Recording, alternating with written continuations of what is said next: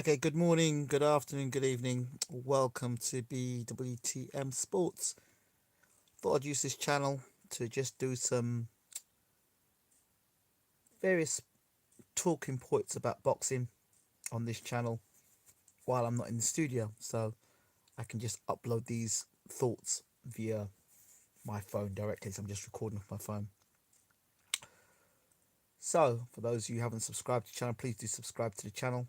Mainly get across to BWTM online or just check out www.bwtmonline.com.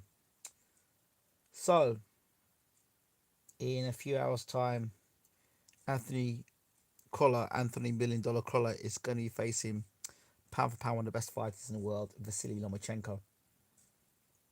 Um, this is the kind of fight what I call is a certified arse whooping. Straight up certified arse whooping. Guaranteed, certified, guaranteed arse whooping. It's not if, it's not when, it's how you're going to get your arse whooped. Is it going to be a painful one-sided beating? Is it going to be a case of, you know, um, putting up a gallant effort, but while you're trying to fight back, you get dropped? I just expect Lomachenko to be too good, better footwork, better hand speed, better combination puncher, better ring IQ, just better in every department. So, certified ass whooping. If Collar's going to beat um, Lomachenko, well, his best punch is a left hook to the body. That's Collar's best punch, the left hook to the body. But if he is to beat Lomachenko, he's going to have to land that left hook to the body, and that left hook to the body is going to have to be. It's going to have some power behind it. And Crolla's never been known as a one-punch knockout artist anyway, not at the highest level. And if you're struggling with guys like what's the guy for a lightweight? I can't remember the guy again. The guy he lost his title to. The guy he won the title off was absolutely dreadful. Dali Perez. He's probably the worst champion in history. And the guy that he's now fighting. Good evening, Aaron. Hope you're well. And the guy then the guy afterwards that I can't remember the guy. I can see the guy's face now. The guy that Lomachenko got dropped by. I can see the guy's name now. I totally forgot his name. But anyway, that guy, he was a unified champion, and Lomachenko got dropped. Lomachenko got dropped by him. I can't remember his name. It's not Sergio Martinez, but it's what's his name? Oh God, I cannot remember the guy that Lomachenko beat to get the title, and the other guy beat. I can't remember the guy's name now. Anyway, it doesn't matter. Regardless, the point is that Collins on is a guaranteed arse whooping. No matter what he says, no matter what he tells the British public, he's on to a guaranteed, certified arse whooping. The only way Crolla can win this fight for me is to do something he's never done before. Exactly, he's a feather duster. So, the only way Crolla's going to win this fight for him is to land a left hook to the body and hope somehow or the other that he can hurt Lomachenko. If I was a betting man, anything inside the first six. Crolla hasn't fought in a while. And for me, you need to be super sharp. And every mistake that Crolla makes is a mistake that he could get knocked out by. It really depends on how vicious Lomachenko wants to look tonight, I believe. It's how vicious Lomachenko wants to look tonight. He knows that he's got the British public and the American public watching him. So he's got to look spectacular. He's got to put a performance on. Unfortunately, the cannon fodder is Anthony Crolla. So Crolla's at the end of his career. It's a payday. It's a cash out fight. It's a payday. The end of the road. Ain't nothing left for Crolla. So if you're going to go out, you go out against Lomachenko. If you're going to get your ass whooped, and you can get your ass whooped by Lomachenko. You see, the thing is for these... they do come out with this crap. They do come out with this crap. Colla's the bigger man in there. So flipping what? He's not the better man in there. He's a bigger man in there. There's no point being bigger if you're not better. So, for me, Um, let's make sure all chats are visible. Don't know what's going on here, but all the chats seem to have disappeared.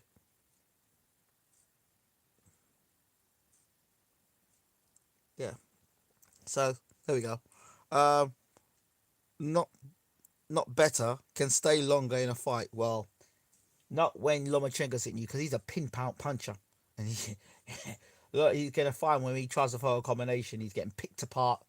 He's Lomachenko's there and he's not there.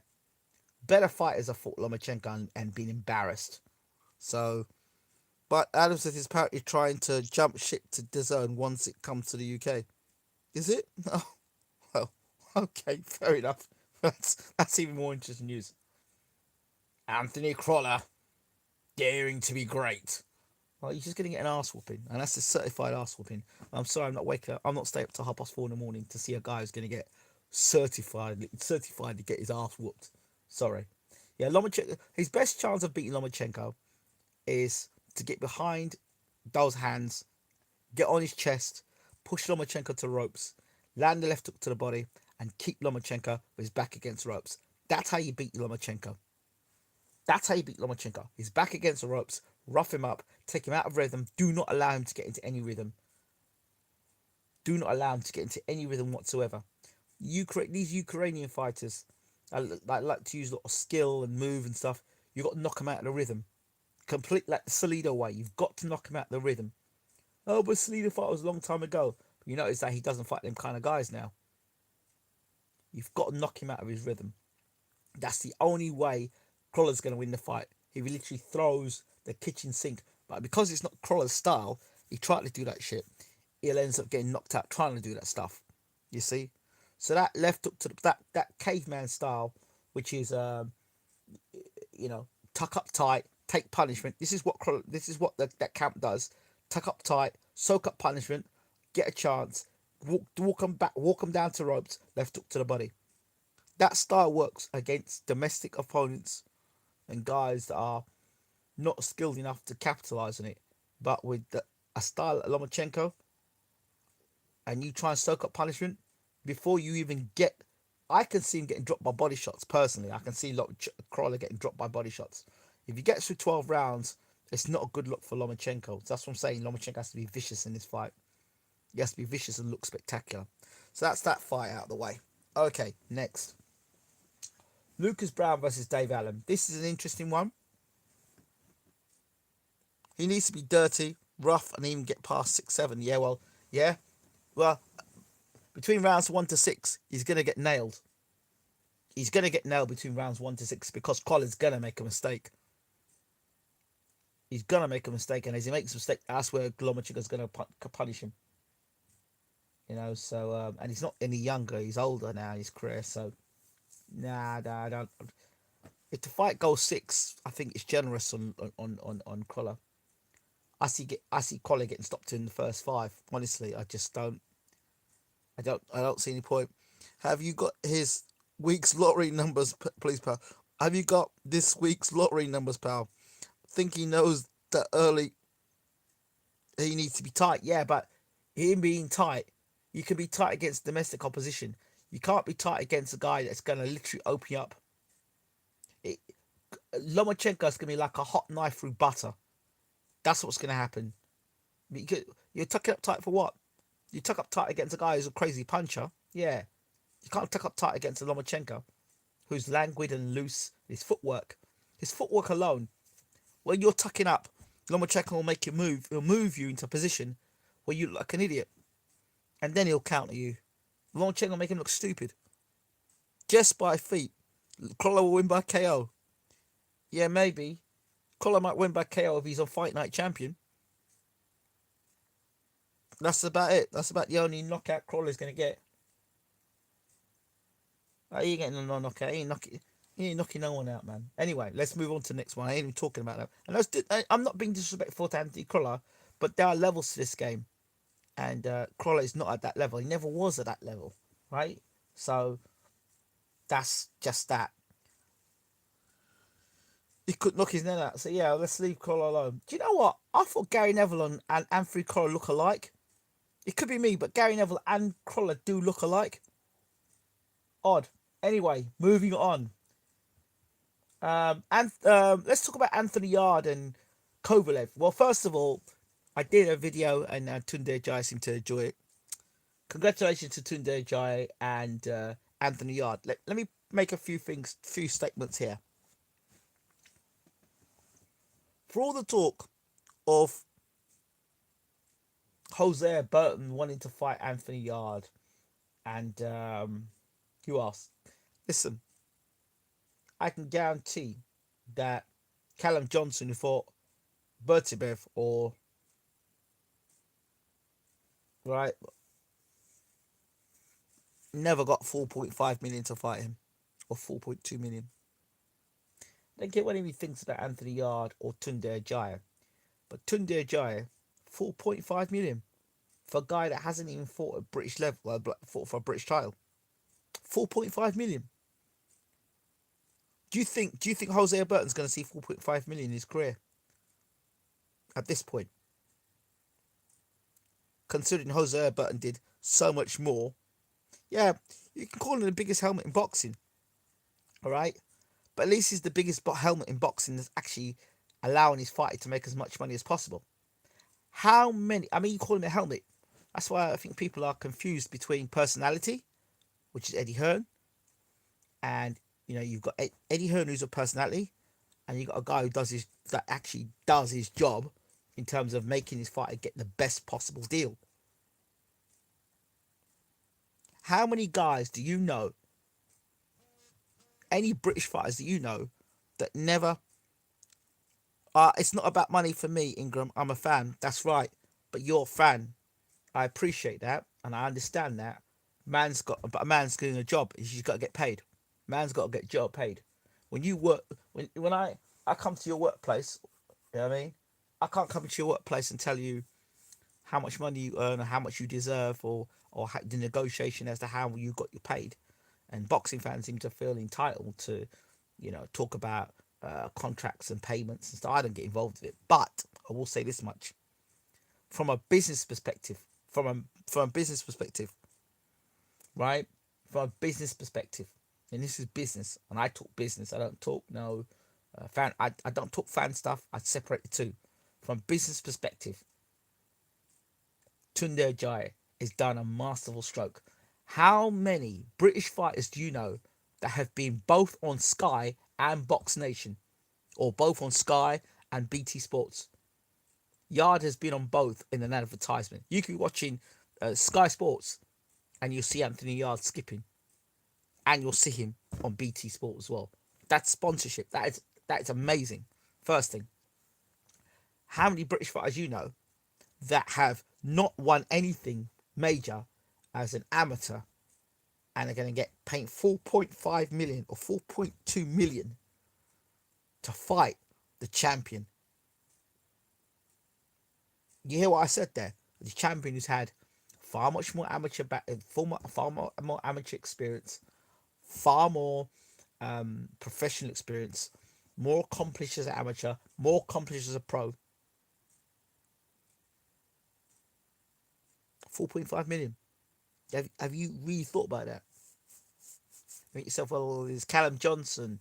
I can guarantee you, Callum Johnson, when he went and fought against Bertibev, did not make 4.5 million or 4.2 million. It wasn't sponsored by Adidas, I don't think. And he's not an ambassador for Adidas or Maxi Muscle. So, you know, Tunde Jai has done an amazing job for Anthony Yarde. Amazing.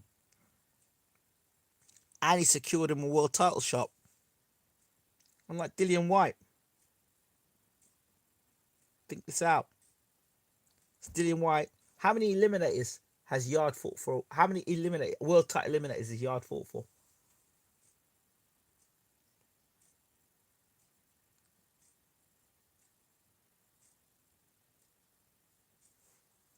You can't complain about this fight. If you're a real boxing fan, you cannot complain about this fight. Yarde fighting Kovalev. You talk about people. See, boxing fans are. I don't really take boxing fans very seriously, and I explain this point.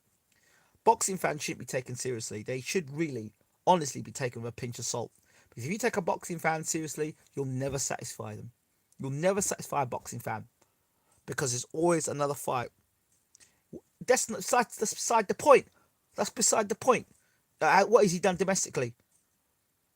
What did Frank Bruno do domestically? Did Frank Bruno ever win a British title? Did Nigel Benn ever win a British title? Did Nigel Benn clean up a British level? Did Nigel Benn clean up a British level? You're a boxing fan for a YouTube account. My friend, you need to be educated a bit more. But if you're gonna sit and insult me, mate, what I will do is just block you straight up. I don't take kindly to insults. So if you're gonna start calling me a helmet and insulting me, right, I will just very quickly remove you off the channel because I just don't do. If you're gonna call me a helmet, mate, you're gonna get removed. But at the moment, I'm just giving you a timeout.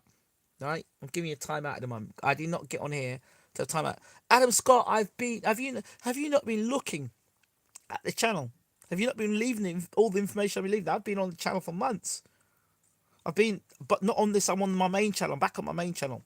So if you're going to start doing insults, I just time you out and then I block you. So you've been warned. I'm not coming out to get insulting. If you don't like it, you know where you can go. So back to my point. I'm more interested in the business of boxing, right? Anybody who knows me, I talk more about the business of boxing. And I have been involved a lot more in boxing than people probably would care to know about. I'm just not just a guy with a YouTube channel. So believe me, I'm not just a guy with a YouTube channel. I tell you what I want to tell you. I don't tell you what's really going on. So for me,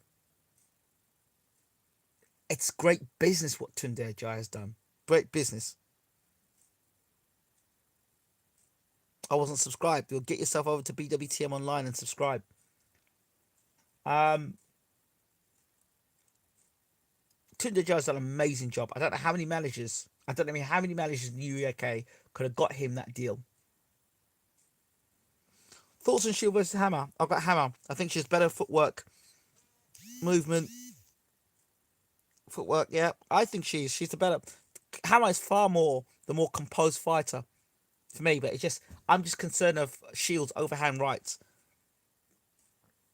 Yeah, but back to the Yarde situation.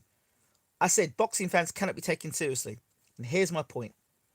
And boxing fans, Yarde was accused, and he was accused of not fighting the best. Jose Burton is not for me the best. He isn't. He got beat by Frank Buglioni, who got sparked around by Callum Johnson. It's not the first time Buglioni's been chinned either. But Buglioni turned around and chinned Burton. Who has Burton beaten to be so great? Who has Burton beaten? Okay. And then I don't understand how a fighter can be protected, but he's going to fight one of the best fighters in the world. The one thing Kovalev can do is punch. That's the one thing he can do, he can punch. And his last fight he boxed pretty good. I was impressed with his last performance. We know Kovalev doesn't live the life. And we know Kovalev has been knocked out before. But the guy that knocked Kovalev, the first guy that knocked Kovalev out is Andre Ward. Very skilled, amateur background, Olympic gold medalist, tremendous fighter. One of my favourite fighters, Andre Ward. Great inside game. You have to be able to get on the inside to beat Kovalev. You have to get on the inside. You cannot allow someone like Kovalev leverage. It means long arms. That's why Kovalev is most effective. I told people how to beat Kovalev. You get on the inside of him. Oh, Eastern European stars, you've got to get on the inside and sit on their steps, on their chest. You must lay on their chest to beat them. And work on the inside. That's what Ward did. I said that's how Ward would beat Kovalev. And people go, oh, Ward ain't going to beat Kovalev. Got to get on the inside. For Anthony Yarde to beat Kovalev, he's got to be on the inside. If Anthony Yarde, and we already know Yarde is, for me, pretty flat-footed. If Yarde wins this fight, it would be an upset, But remember, Kovalev's been knocked out already. So Kovalev's not got the greatest chin in the world. But the thing is, timing, distance, that it comes of experience. And one mistake that we don't even know if Yarde can actually take a fully fledged punch from a world class puncher. Kovalev is a world class puncher. If Yarde can't take a punch, if Yarde, if and he's out in Russia, if he can't take a punch, doesn't know how to defend himself, or he might well be able to, because Tunde's taught him pretty well. But how effective that is under pressure, we don't know. But is it a major step up? Is it a major step up? He might already be at that level. He might already be at that level. Let's put it this way. If all those things that Yarde is doing is transferable and can do it at world level, you've got a star there. If they're transferable. What I mean by transferable is, well, you did it at domestic level. Yeah, but that's beside the point. That's beside the point. What his biggest win? What was Mike Tyson's biggest win before he went on to become, before he went and fought Trevor Berbick? Okay. I mean, look at Tyson Fury. What was his biggest win before he beat Vladimir Klitschko? What was Tyson Fury's biggest win before he beat Vladimir Klitschko? What was Deontay Wilder's biggest win before he beat Stavern? So we can't look at it that way. What we've got to ask ourselves is, yeah, Yarde has never been chested. No, I agree. I agree. I'm agreeing with you totally. That if Yarde, okay, put it this way: if Yarde has got a chin and he's got heart, and he can fight. Put it this way: put the best of Yarde. Let's say he's got a great chin, he can take a shot, and the boxing belt he's got is transferable. Then we got a good fight. The thing is, it's all if, buts, and maybes. You swim or you sink with this fight for me. And then you're going to Russia. If you had a big amateur career,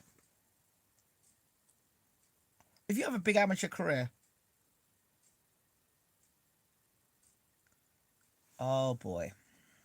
All right, good night, mate. They ain't got time for you. Good night. Really haven't got time. If you don't like the channel, don't subscribe. Don't come on the channel. And don't. Not interested.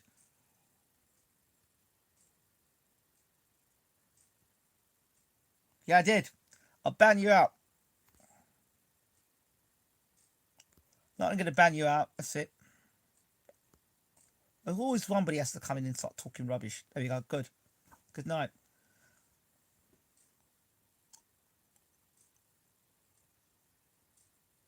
You've been removed from the channel. Anyway, back to my point. Always somebody who has to come in and say something. Anyway, I hope you've enjoyed your 2 minutes of fun. Anyway, back to what I was saying. He's not being tested at the highest level. But Tunde Ajayi, it's either going to work one way or the other.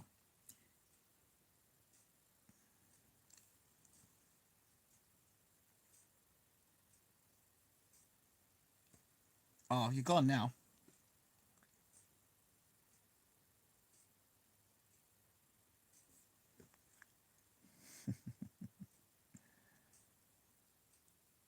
There we go.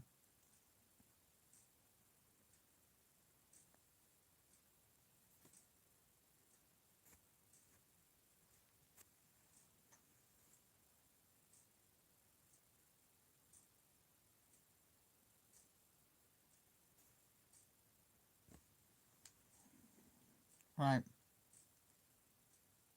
That's the end of that. Back to my point. So, with Anthony Yarde not being tested, but what we need to understand is that his best, is that enough to beat Kovalev? That's the question. Is that enough to beat Kovalev? Is there enough in that style to beat Kovalev? Does the shoulder roll work with Kovalev's style? If Yarde gets pinned to the ropes by Kovalev, or he gets hurt by a punch by Kovalev, can he recover enough? Has he got enough experience? These are the key points that really nobody's got the answers to, bar his trainer.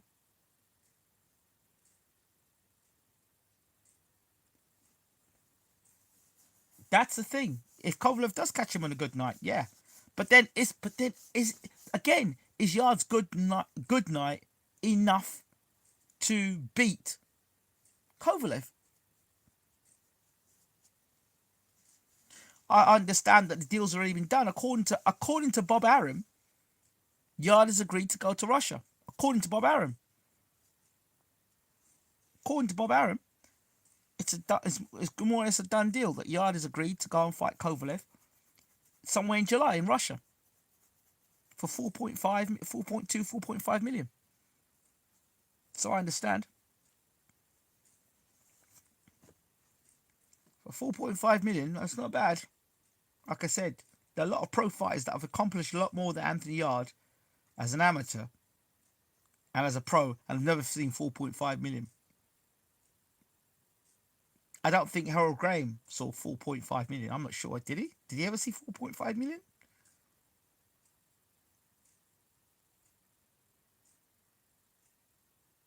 According to Bob Arum. Yeah. Yeah. So Bob Arum said it. Bob Arum said it on the video. But beside the point, right? I'm talking about the fight, so it's my thoughts on the fight.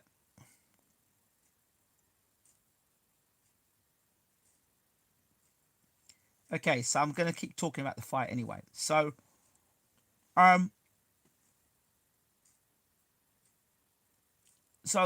for Yarde to win this fight, he's got to make sure he's got to make the distance. He's got to make sure the distance between himself and Kovalev is reduced. He can't afford Kovalev to get on the front foot. He can't afford allow Kovalev to use the long levers because that's to generate the power. That's where he gets leverage to get his power punches off. So he's got to be able to slip inside of Kovalev and work that body, and work the body and work the head. That's what he's got to be able to do. He's going to get on side and do that. So that's Kovalev there. Yeah, it does make it a tough. I totally agree with you. It does make it a tough fight to call because you just don't know how good Yarde is. But you got to ask yourself, the way I would look at it is this: the best possible Anthony Yarde. Does the best possible Anthony Yarde beat Kovalev? I don't know. I don't know if his defense is secure enough. It looks good against the guys he's fought, but is it good enough? Exactly, Kovalev is proven, but he's also proven to drink outside and not take care of his body. Remember, Kovalev was selecting his American trainers, and then his new trainer took him to arguably his best win. That was something that I noticed. That was something that just deeply disturbed me. So I remember talking about there was a fight this year, February.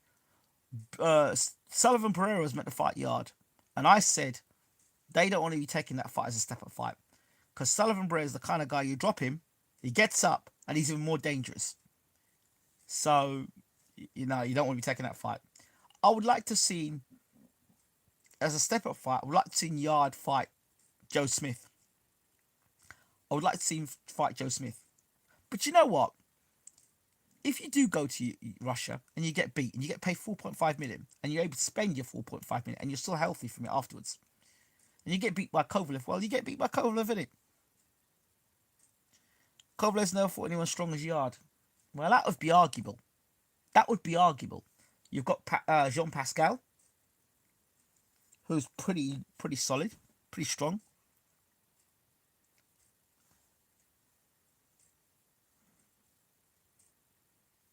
I'd like to see Yarde versus Jean Pascal. Yeah, Jean Pascal. That would be a good fight. Yarde versus the guy that he just beat for the title. The guy that Kovalev regained his title from. That guy. Does anyone think that Yarde beats him? I don't know. Would Yarde have beaten up Hopkins?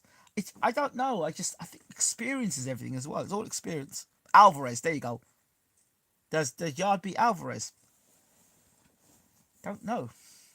I don't know. Styles make fights really, but ultimately for me to beat Kovalev, you got to be able to take a punch. I think, or or you hit Kovalev before he hits you. Let's move on. I want to talk about somebody I know fairly well. Dave Allen. Dave Allen versus Lucas Brown. My biggest problem with this fight is not Dave Allen's physical state, but his mental approach for the fight. He seems to be saying all the right things. He seems pretty confident. But the real test for Dave Allen is when he's in his dressing room and it's the main event of the evening. The main event of the evening. He's never been main event of the evening. And then he's going main event of the evening against a guy that could knock you out with one punch. Lucas Brown is a heavy-handed type of guy. And Dave Allen pays no attention to defense. Allen looks like he used his camp as a fat camp. Yeah. Well, I don't know. I do know that Allen's, he's got boxing ability there. And he was, I remember when he was on the road, he was sparring against various guys around the world and getting sparring and getting experience. This is way before people knew who Dave Allen was. When Dave Allen was actually on, he was actually on this channel and he was on the other one. We used to talk to Dave Allen all the time.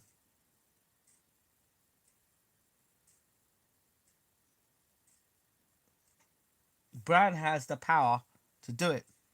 You can't keep getting hit on your chin like Dave Allen keeps getting hit on the chin. You can't. Eventually, someone's going to crack it, and when they crack it, you're in trouble. And Lucas Brown has punched very hard. Yeah, Brown looks in better shape than when he fought Dillian Whyte. That's the thing. He looks in much better shape. So we'll see. We'll see. Because I know Lucas Brown was talking about if he wins this fight, he wants to fight David Price. You think Dave Allen's pressure will be too much? It depends, I don't think it's a physical thing. I don't think it's a physical thing with Dave Allen. It's a mental thing. And it's how he, for me, whether Dave Allen can switch on in the big moments. There's some guys that can't switch on in the big moments.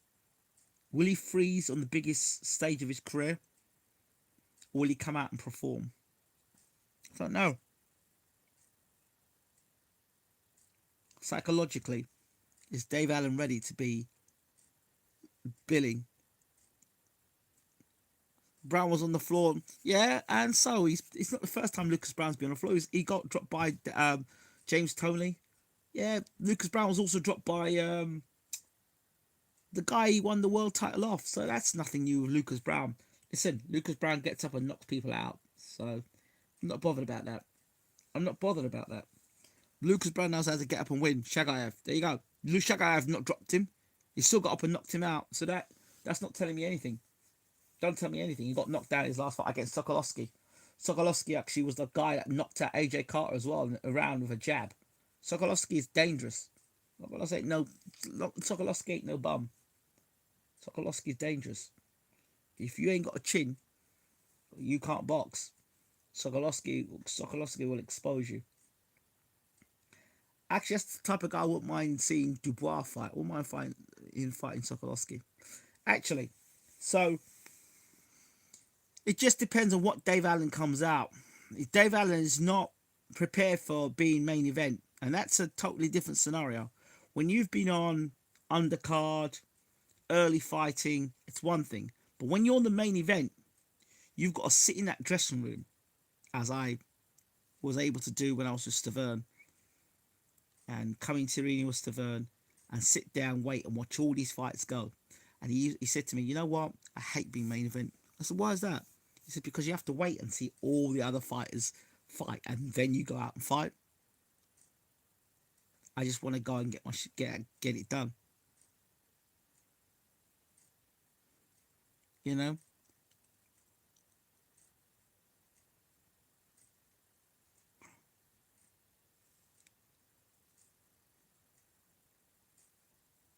So, you know, I think it's again,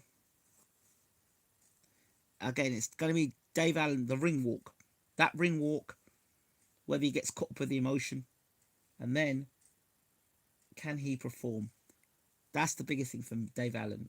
So I don't know what Dave Allen's going to show up, and so therefore I can't make a really informed opinion about the fight. But Lucas Brown has fought at a good level. So, anything else I've got to think about? I think that's about it really for now.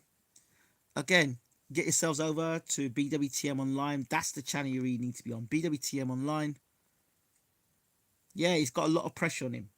He's got a lot. Dave Allen's got a huge amount of pressure on him.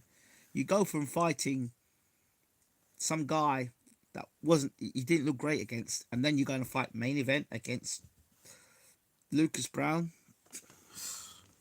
I don't know. To me, I personally think it's a big jump for the young man. Just because he fought Luis Ortiz, just because he fought Dillian Whyte, doesn't mean that, you know, he's had those experiences. But is he ready to be a main event fighter? I don't know.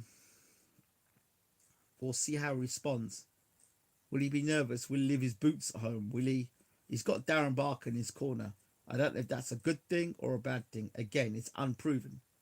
So usually with a trainer, you need to have 3, 4, 5 fights before you actually see the trainer's effects or work on that fighter. So we'll have to wait and see with Dave Allen and Barker. I wish him all the best though. Don't forget to rate, subscribe. Appreciate you.